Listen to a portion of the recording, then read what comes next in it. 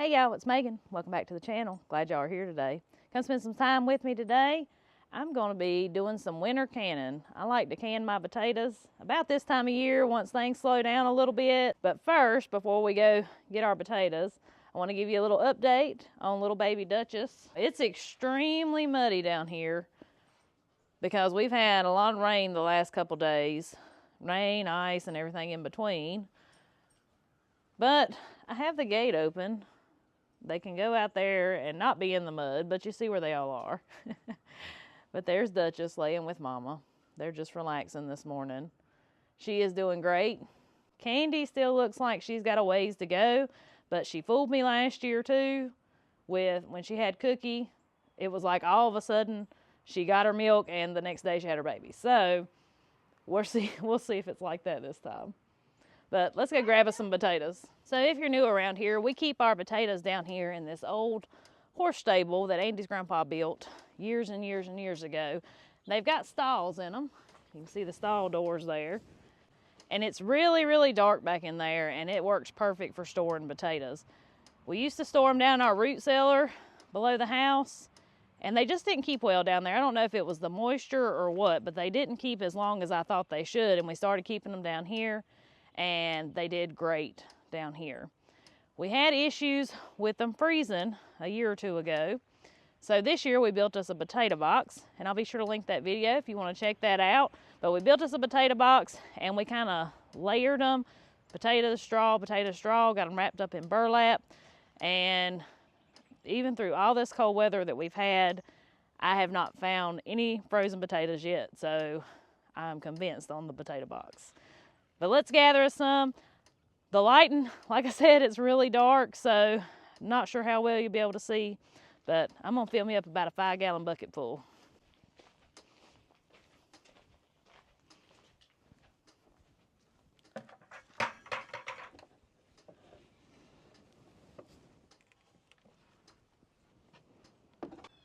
I'm gonna show y'all my all-natural pest control that keeps the rats out of my potatoes.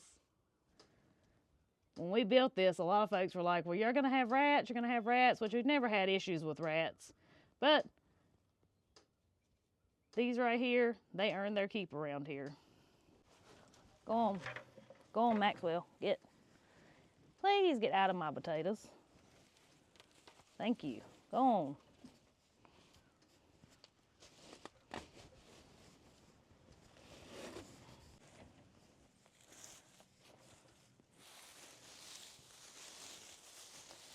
Now when I'm looking for canned potatoes, I usually do smaller ones, about like that. You can tell they're sprouting a little bit, but that ain't gonna hurt nothing. We just pop that off. But I like them about that size. That way I just put them in there whole. The worst part about canning potatoes is peeling them.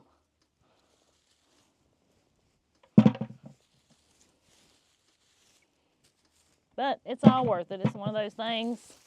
They're so convenient and easy once you get that far. I encourage you, if you're new to this lifestyle, to pick your battles, just like these potatoes here.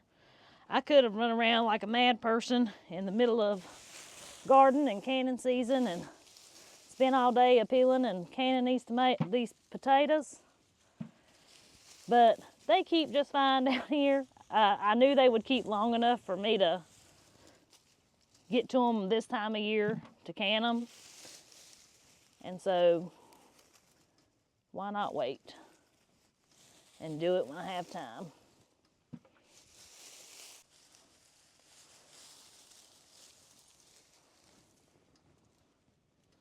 Well, I eat my words. Right there, it looks like one. He was on the very back corner, back there in my potato box, and either he was already starting to rot or he froze, but I'm pretty sure that one froze because it's so dark.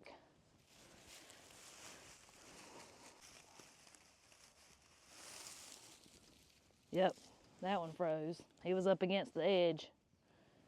Those are the first froze ones I've found.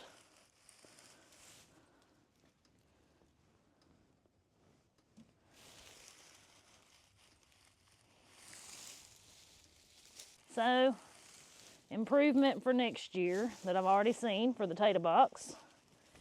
Apparently we need something on this back wall back here, because that's where I'm finding the ones that froze. These cats tickle me. This is like they think we've made them a new bed, I think. This is like their favorite hangout spot. They like it here and they like it as pig lot. But like I said now, they earn their keep. They do their job.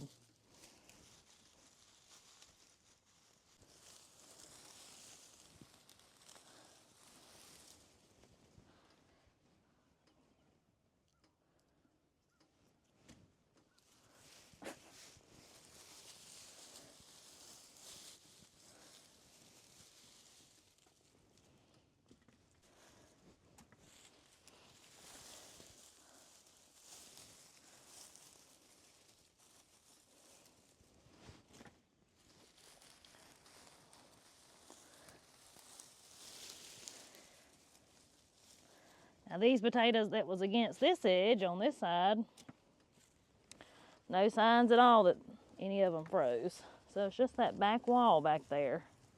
We must have not have had it insulated enough.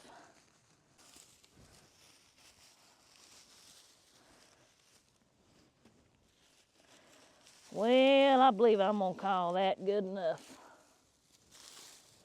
Let me cover them back up here.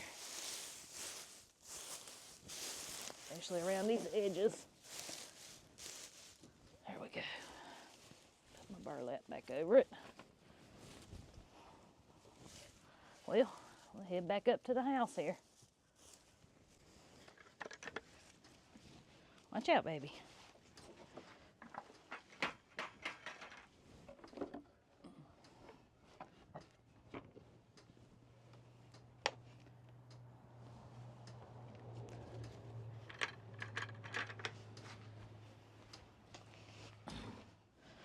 Well, now comes the fun part of canning potatoes. But you might as well make the most of it when it's something like this. It's been raining the last few days and, well, the sun's trying to shine. The youngins is off playing, enjoying the sunshine, and I'm gonna sit right here on the porch, peel my potatoes, listen to the birds sing, and, well, just enjoy this beautiful day.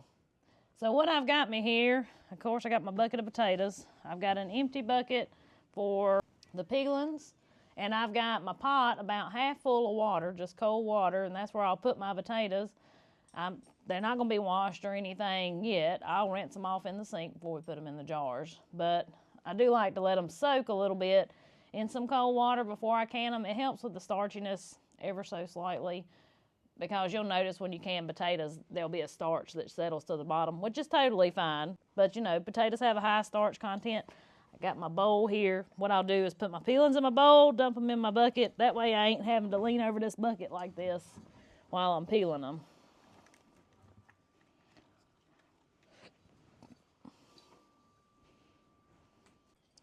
I'm gonna use my little peeler here. It works really good for potatoes instead of a knife. I won't waste as much potato, but the only thing is with this, if the potatoes have gotten real soft, it doesn't work as well, and we may have to break out a knife at that point, but hopefully that ain't gonna happen. I've canned them with the peelings on. That's not recommended to do, and I've done that. I didn't much like the way the peeling did after it was canned, like the texture of the potatoes, so that's why I sit here and go through and peel them. Also, I tried dry canned potatoes. I can't remember if it was last year or year before last. There was this big thing floating around all these Facebook groups and different things. And,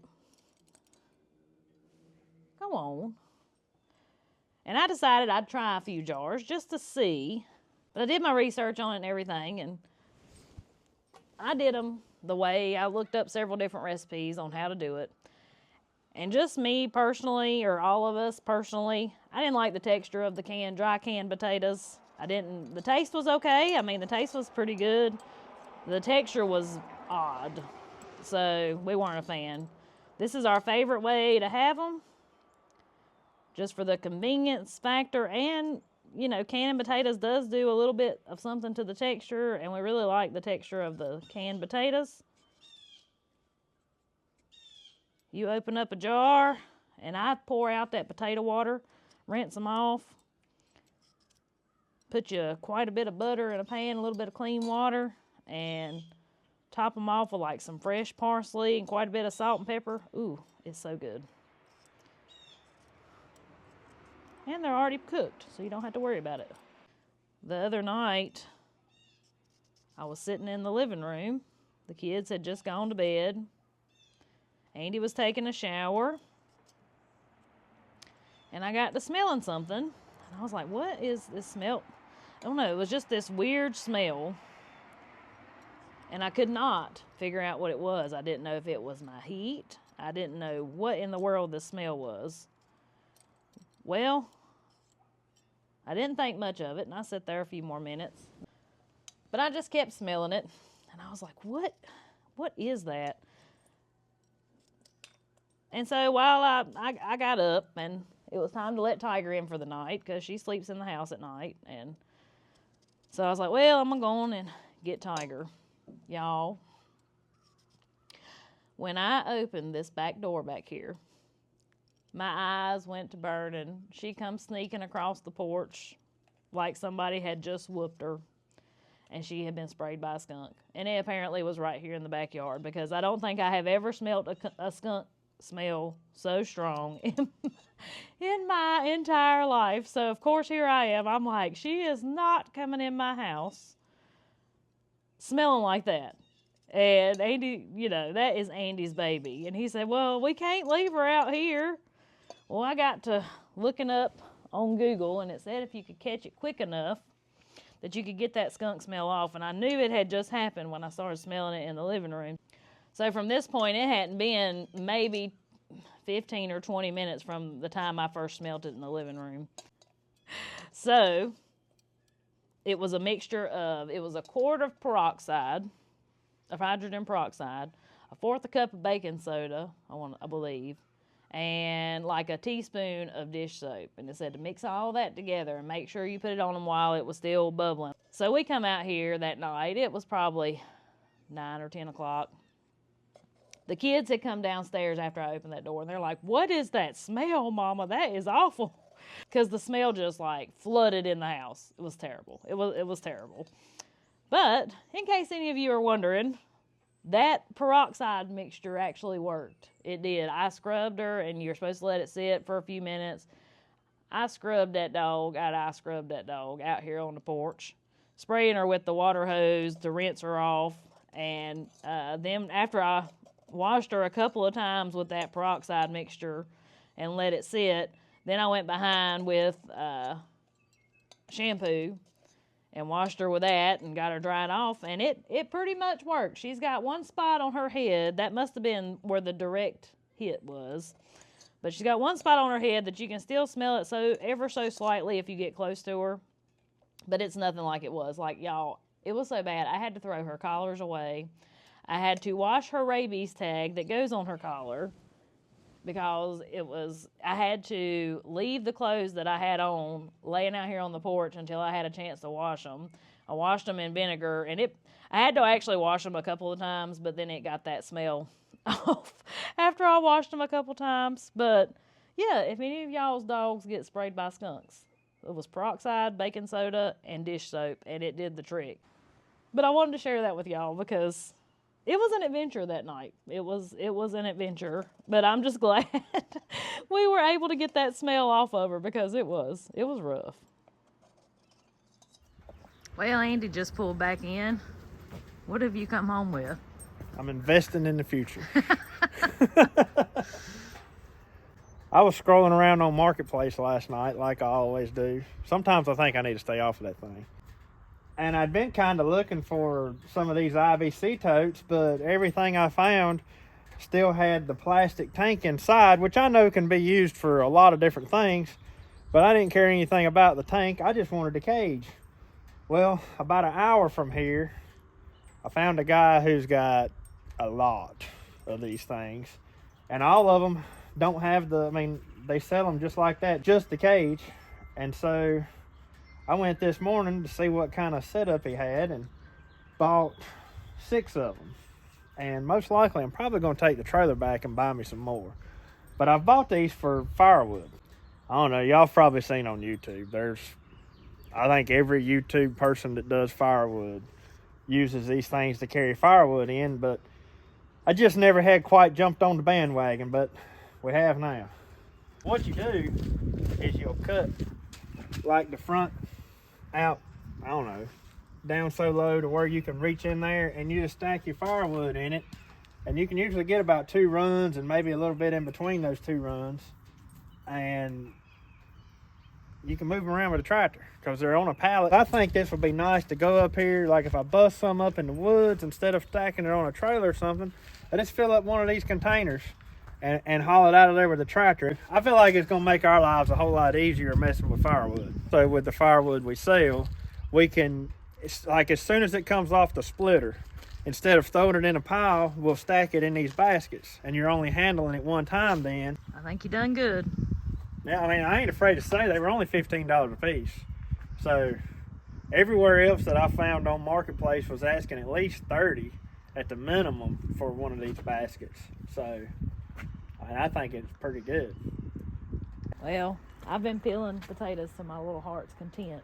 Well, it's so wet, I'll come help you peel a few for a little bit. All right. Then I may come out here and get these off the truck and go ahead and cut the fronts out and have them where they'll work. There you go. The potatoes have kept good, ain't they?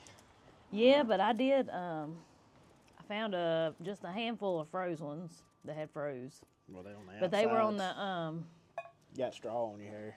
Oh, yeah. did you get it? There we go. They were on the side that was next to the wall. Next to the wall? Yeah. Really? So for whatever reason, Must have got some cold air back in there. we'll have to figure out how to insulate maybe the backside of that wall better. That one's got a hole in it. What do you want me to do with Let it? me see. See if you can cut it out, but if it goes all the way down through there, don't. But yeah, against that back wall, and there was one against the edge towards the door that had froze, but it had somehow got right up against the side of the box. But the rest of them are fine. I mean, out of all these that I dug through to get this bucket full, I think I found 3 that had froze. Oh, well, that's not bad. Maybe 4. No, not compared to that one year when they about all froze. I know, as cold as we've been, too. Yeah. They've done pretty good. Now, I wouldn't mind having some onions to go ahead and stick in the ground. Yeah, we're getting about to that time. I hope we just don't have that issue with them, whatever that was, got them the last couple years. I know.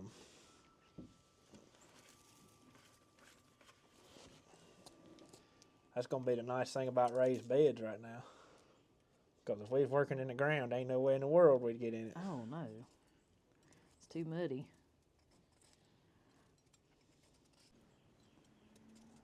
I gotta go pick up my milk here in a little bit. You ain't going to have to do that much longer. Nope. You're going to be milking your own cow. I know you're probably excited about that. I do enjoy milking my cow. I took them down there to the cows and showed them earlier. And I said, Candy, she looks like she's still got a long ways to go. But last time, her milk came in and she had a baby the next day. Pretty much. I remember that. Yeah. Because I was even questioning a week before if she was even bred, remember? Mm-hmm. Yeah, and then in that short of time. Mm-hmm. Because I was like, I don't know if she's even bred. The rest of them had their babies.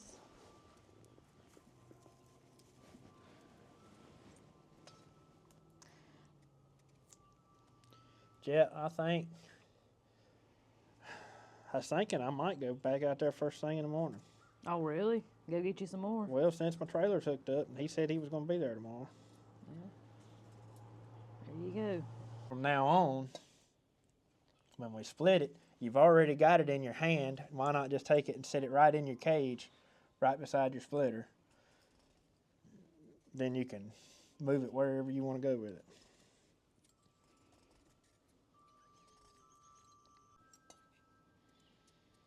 Well, I know you like potatoes either way, but I just think of canned potatoes. They're your favorite. Way better than a regular not canned potato. That canning does something to the texture. I like potatoes any way you want to fix them. I know you do.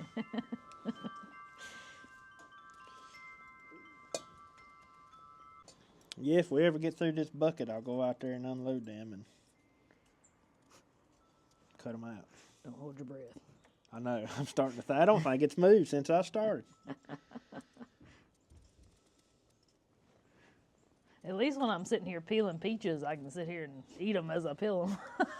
Well, I mean, I guess if you wanted to, you can take you a bite of potato. Yeah. Well, what else you got planned today? Anything? Oh, yeah.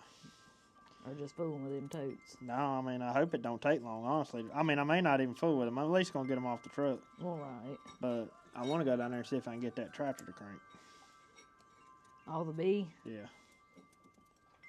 Yeah, because you got, what, spark plugs for it, didn't you? Yeah. While it's wet, I'll see if I can't finish the wall down there. Are you going to work on that today? No, I won't work on that today, but I can work on it tomorrow.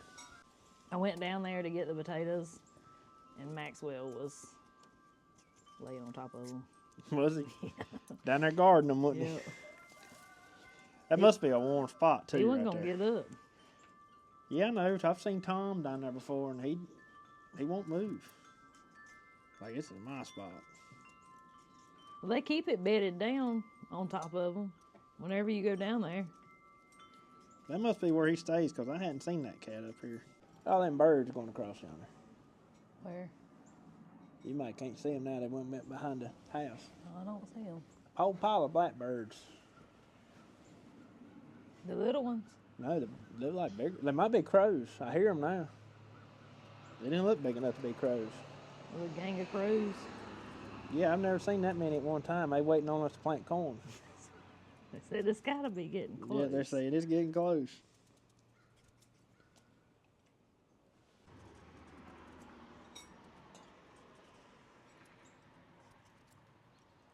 I mean, it's too wet to do anything, really.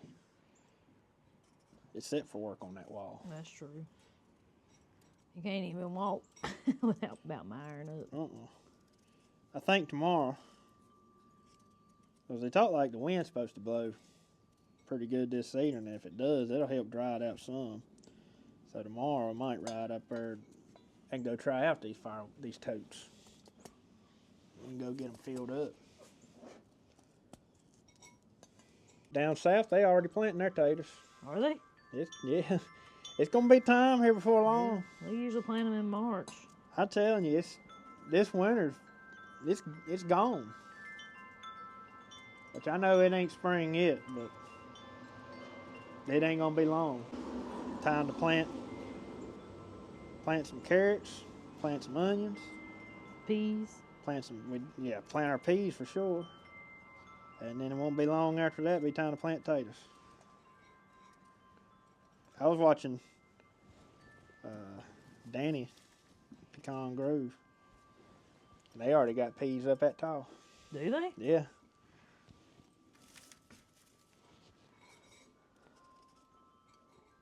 He'd already planted his potatoes, got his peas up, planted some onions the other day, which they normally plant onions in the fall down there. I went out there and looked at my collard greens yesterday, and I believe they've come back out. Have they? Yeah.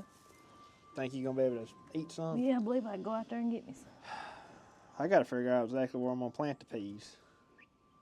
I think I'm going to plant them. I believe I'm going to plant them down yonder on them raised beds on them trellises.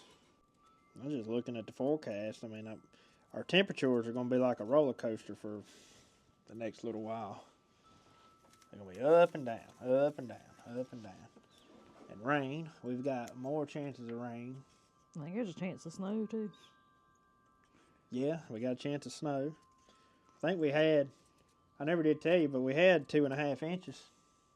Of rain altogether? Yeah, out of what we got here the last 2 days. 2.5 inches. I know it was going to be it.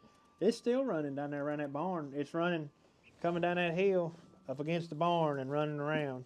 I dug it out this morning, but is your pipe working? My pipe's working just exactly like it's supposed to. What kind of potatoes you gonna plant this year?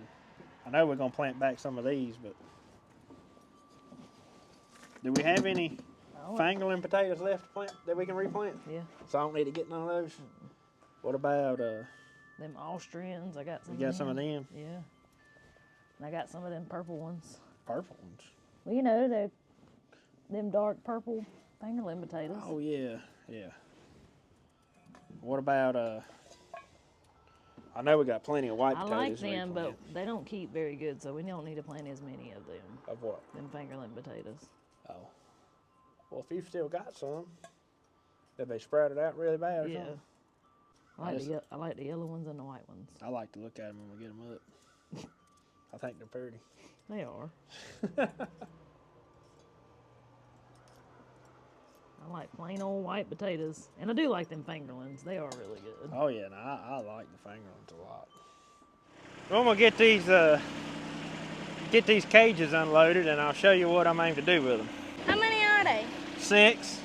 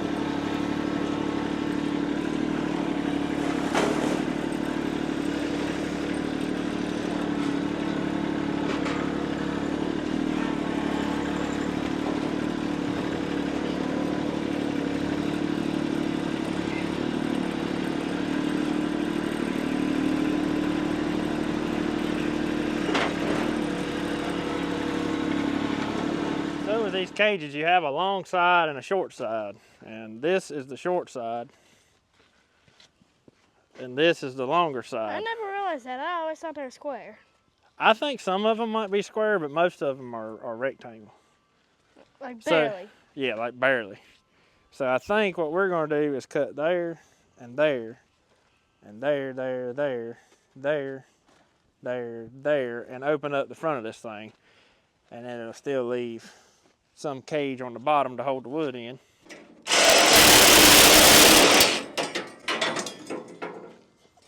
Let's see. Yeah, that's plenty low enough, so we'll leave that there. We'll knock off these sharp edges.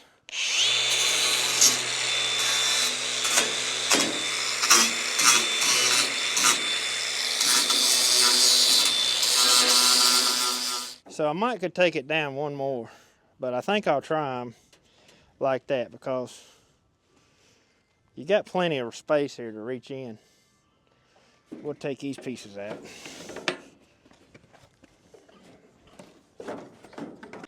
But anyways, there it is. And I'm pretty sure we'll be able to stack like a run of firewood here all the way to the top, and a run of firewood here all the way to the top. You get quite a bit of firewood in that. Well, I tell you, for 15 bucks a piece, man, you can't beat that. Only 15? Yeah, I paid $15 a piece for them. So we still got 5 to do, but I just wanted to see how that was going to work out. I definitely think I'll be going back to get some more of those. I'm not sure how many of them I need, but for that price, I think I'm going to take advantage of it while I can, and I'll just find somewhere to stack the extra ones that I don't need. All right, so I went and picked up my milk, and so these potatoes have set now for around an hour in cold water. So what I'm gonna do is I'm gonna dump out the best that I can, this old water that's on these potatoes, and then we'll put them back into fresh, clean, cold water and get them in our jars.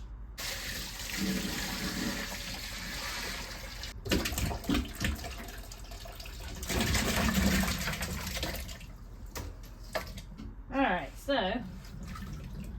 got them in my cold water. Let me grab my jars.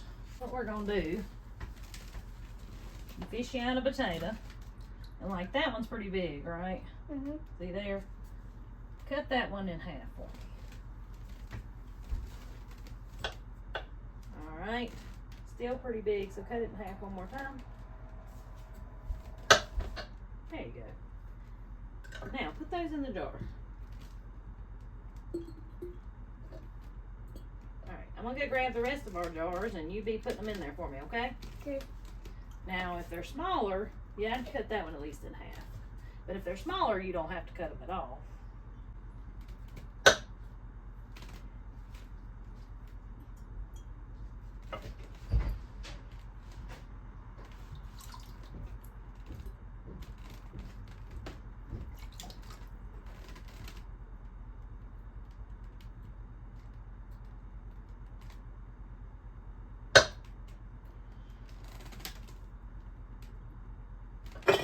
So my canner holds 7 quarts.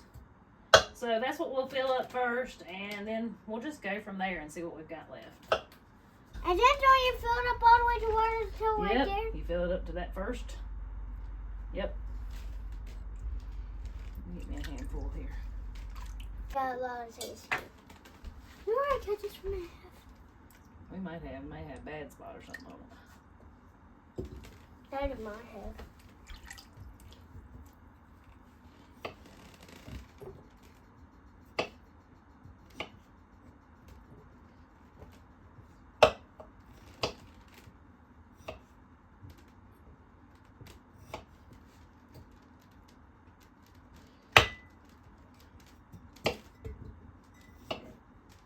Should I cut that spot off right there? Let's see. No, that's where I cut out a bad spot. It's fine.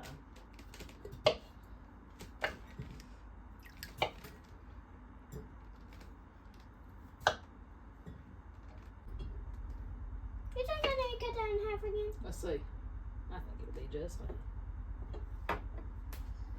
I got a whole handful of little ones that time. I had a whole handfuls of little ones when he went to go get the rest of the jars. You did? Mm-hmm. Holy cow, those things were little. I had to cut down like that because I was a little bit crooked. That's okay. We're definitely going to have enough to run 2 cannons on this. Alright, I'm going to put some water in the canner.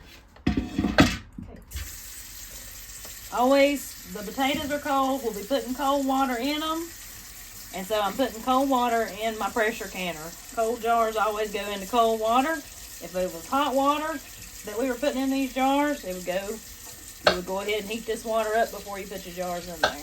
Just keeps from shocking the glass and causing your jars to bust.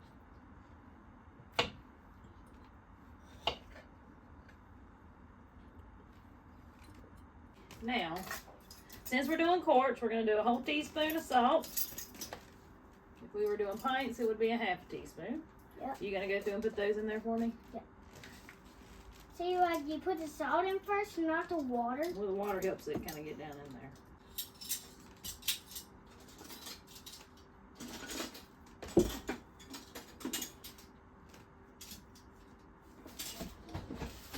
Then what I'm going to do is just fill it up with cold water up to that first ring right there, or till my potatoes are covered, whichever comes first. I think the ring's going to come first. Yep. I'm going to fill it up just like that right there.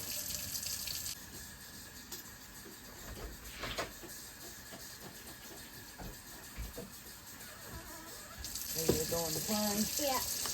Well, thank you for the help. You're welcome.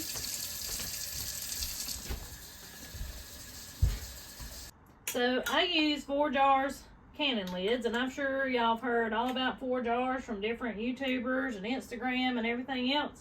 And I'm here to tell you, I actually reached out to them when I tried them a couple years ago, because they are such good lids and well-made lids, and I've had excellent success with them versus the competition. And I will leave y'all a link and a discount code down in the description if you want to try them for yourself.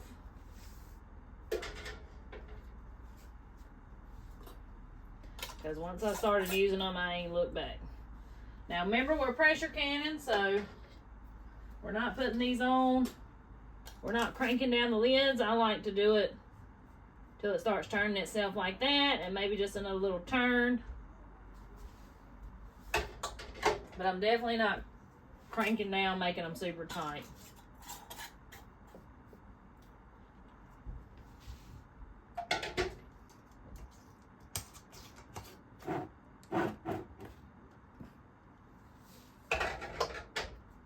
I'm gonna get the lid on here.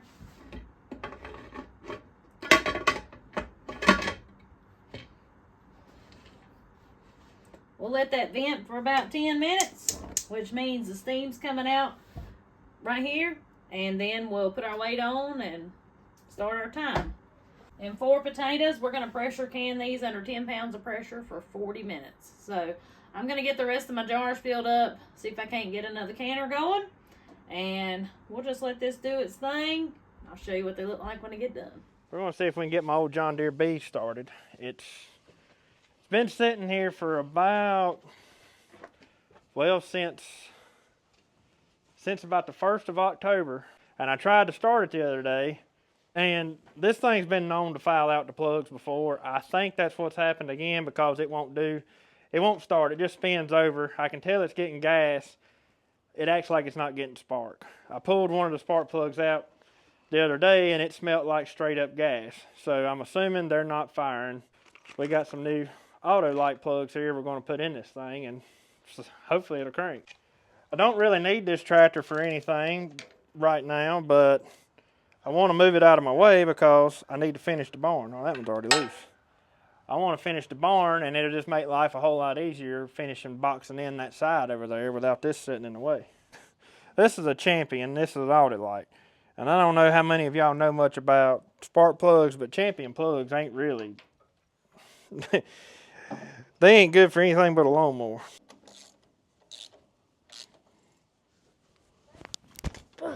There you go.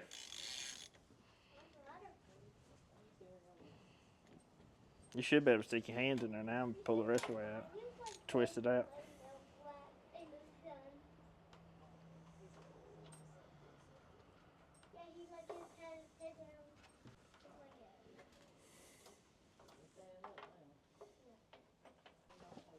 Need some help with it? Is it this way or the other way?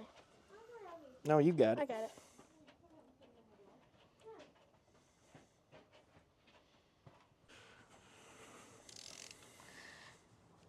Just slide that back on just like it came off. There you go. All right, we'll give it a whirl here in just a second.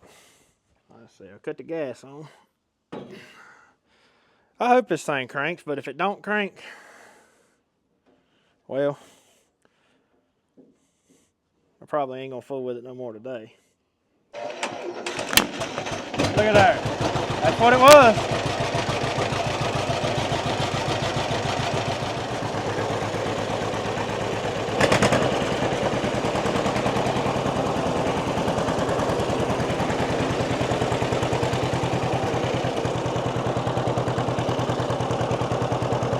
I was fixing to take this thing down the road, running it a little bit, and then I was going to park it back.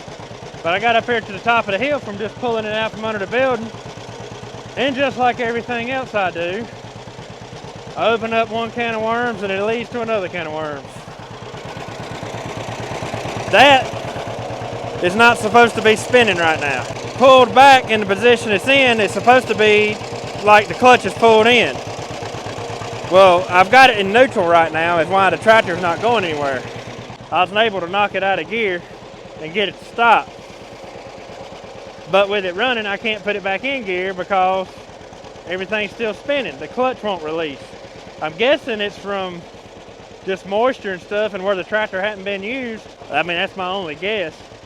But it's going to be fun trying to put this thing back under the building without being able to just work my clutch the way I'm supposed to. I'm gonna tinker with it here a little bit and see if I can get it broke free. Well, I've tinkered with it here and I got it broke loose more than it was. But what I can't understand, when you pull back on this handle, that's supposed to be a clutch brake. And you got a brake pad right there that rubs up against that pulley. But when I pull back on that handle, it's like it mashes the clutch in and makes it want to go. But it's supposed to go when you push it forwards. But either way, I got it working better than it was.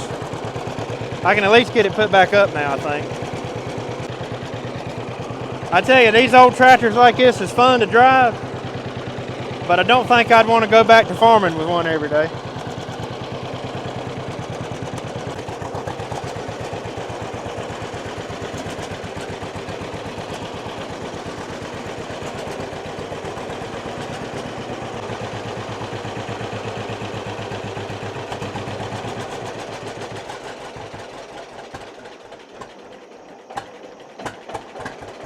Ain't gonna cut off.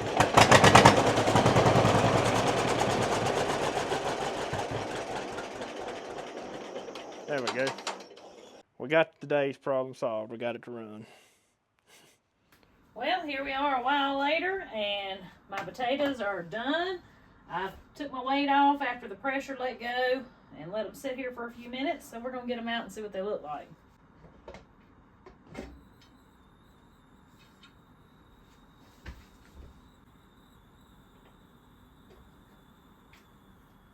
Perfect. See there? Oh, they look great. We had a little bit of siphoning, which is not unusual with potatoes. Siphoning means that the water pushed out a little bit of water in the jar, but that is perfectly fine, and potatoes ain't gonna hurt one bit.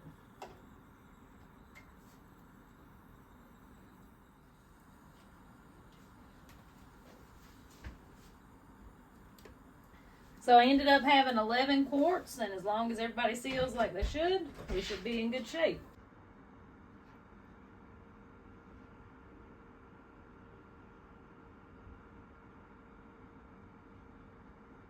Now, when I was talking about the starch at the bottom of the potatoes, see there? And that may grow a little bit as the potatoes sit. Completely normal. I guess that's going to about wrap it up for today's video. I hope y'all enjoyed the video today. Hope you might have learned a little something. Tonight for supper, I'm going to be making some breakfast. But this video is probably long enough as it is. So, anyways, guys, till we see y'all in the next one. Y'all have a good one.